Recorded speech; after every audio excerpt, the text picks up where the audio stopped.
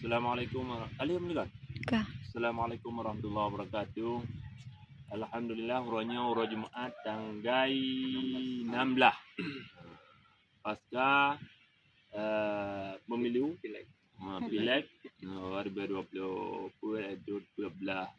Februari uranya uro Rabu uranya gedanya bersama rombongan daripada BMU mengunjungi meninjau kondisi rumah yang memang kerana layak tidak terpakai lagi, tidak boleh dipakai lagi oleh pemiliknya keluarga daripada seorang janda iaitu Ibu Armiadi bersama 4 orang anaknya. Jadi keluarga ini adalah keluarga yatim.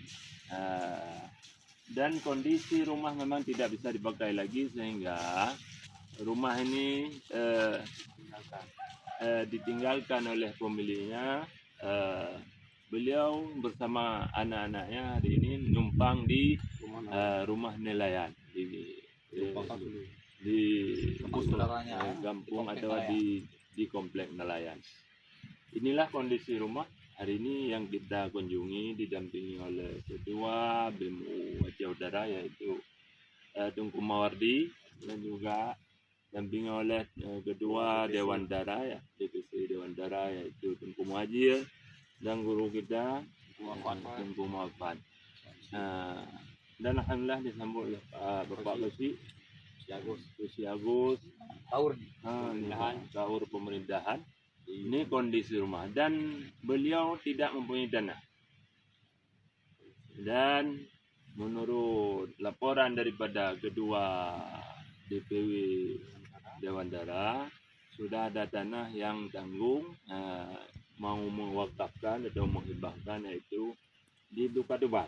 Tapi kita akan koordinasi balik, kita sampaikan ke pusat, kita musyawarah apakah nanti ada pertimbangan lain, terserah. Karena kemungkinan kan beliau tidak mungkin mata pencarian, pendapatan, pekerjaan sehari-hari beliau di kampung. Ini beliau rumah di Dubai ya. Cuman nanti kita musyawarah dengan Bapak Kasih. Kalau di kampung ini apakah ada tanah yang bisa kita pakai atau kalau diperjualbelikan berapa harganya kan?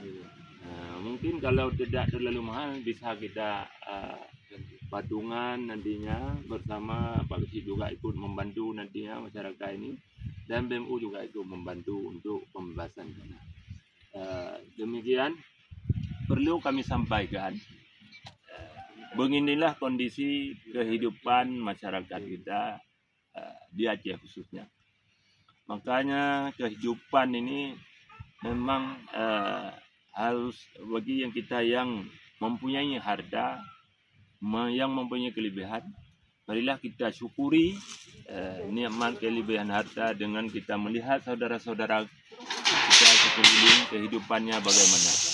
Kami daripada BMU adalah gerakan daripada masyarakat dari kalangan para alim ulama dan kami anak-anak para ulama dididik untuk memperhatikan saudara-saudara kami yang kurang kemampuan, yang membutuhkan, yang uluran tangan kita. Maka kehadiran kami adalah kepedulian daripada para ulama Aceh khususnya karena BMU adalah gerakan BMU peduli yang dibangun oleh para ulama. Demikian. Wassalamualaikum warahmatullahi wabarakatuh. Jangan kalian laut rumah. Leo ke mana? Laut. Laut dengan posisi rumah belum Pak. Di rumah.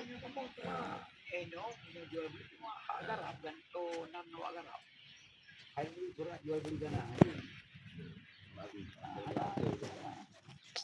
Aja.